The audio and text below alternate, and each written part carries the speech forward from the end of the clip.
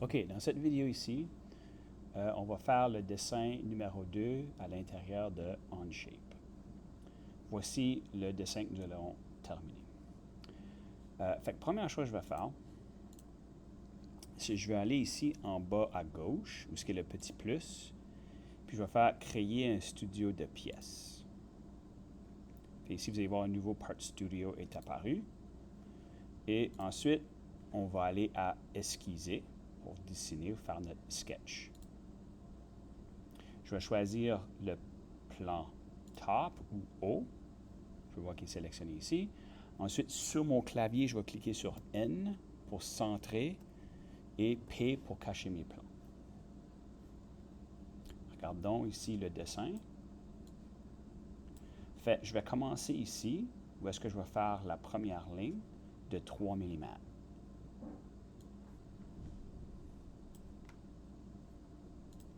Je vais me servir de mon outil, ligne. Je peux cliquer n'importe où. Je clique. Je clique une fois, je clique une deuxième fois, et puis ensuite sur mon clavier, je vais taper la valeur que je veux, 3. Avec la souris, je vais faire un zoom, me servant de la roue. Ensuite, la prochaine valeur, c'est 1.5.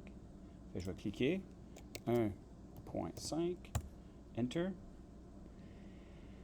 Ensuite, on dit que c'est 2 jusqu'au haut. Je vais vous montrer. Puis j'ai fait la 3, j'ai fait 1.5, puis on me dit que 2, c'est la hauteur ici. Sauf que ma ligne était en diagonale. Sachant que ceci c'est 1.5, je vais faire ici 0.5. Mais je vais me servir de ma ligne. Je vais juste tasser ma cote ici, là, et celle-là. Faire un zoom.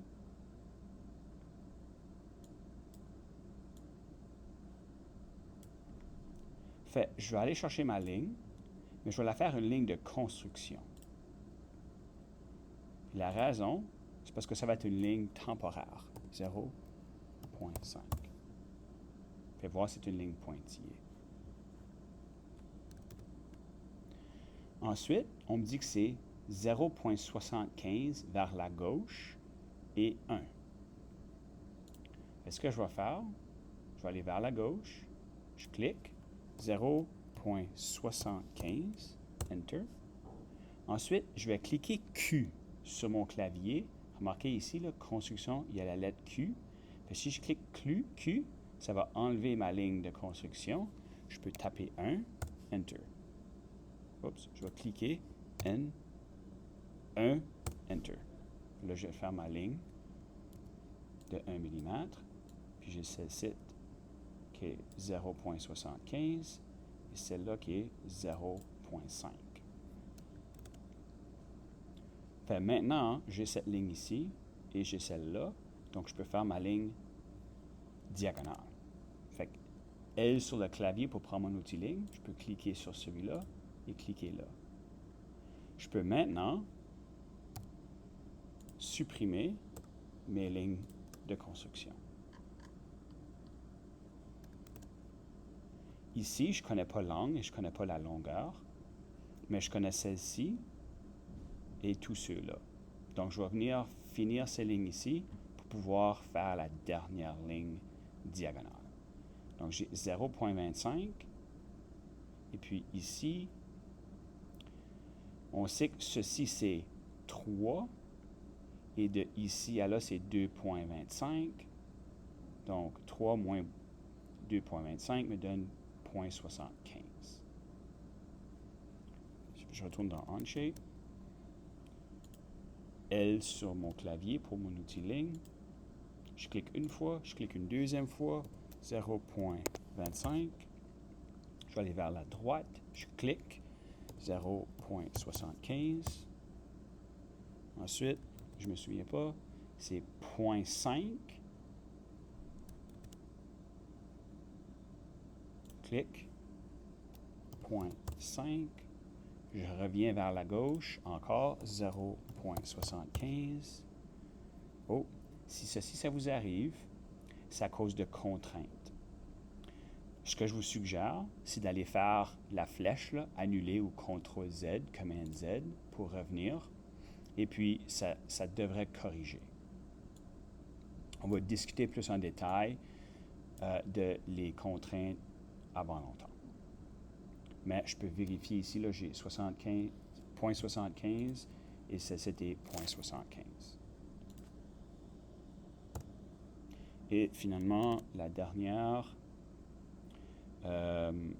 je sais que c'est 0.25 et 50, et puis c'est 1.25 du fait de cette ligne-là au bas, donc 1.25 moins 25, fait que c'était va être 50.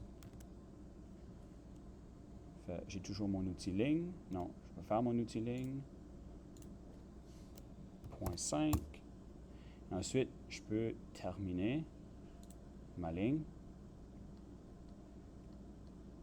La dernière étape, c'est que je vais m'assurer d'avoir les mêmes cotes sur ce dessin-là que sur celui-ci. Ma cote de 3 est bonne. Ici, 1.5, je pense que c'est... Oui, j'ai une 1.5, mais j'ai besoin d'un 2. Le 2, c'est de ce point-là à ici. Donc, je vais aller chercher mon outil de dimension, qui est ici, ou D. Je clique. Je vais faire ce coin-là et celui-ci. Puis là, je peux aller vers la droite pour faire mon 2. Ensuite, 1, c'est bien, mais j'en ai une ici de 0.75. Faites toujours mon outil dimension. Clique sur ce point-là et celui-ci. Et ensuite, je peux placer ma cote.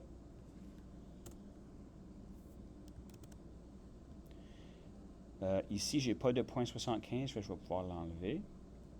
J'ai 1.25, 0.25, 50. Celle-là, je peux l'enlever. Celle-ci, je peux l'enlever. Celle-là, je vais la garder. Je vais cliquer, remarquez, mon dimension est toujours sélectionnée.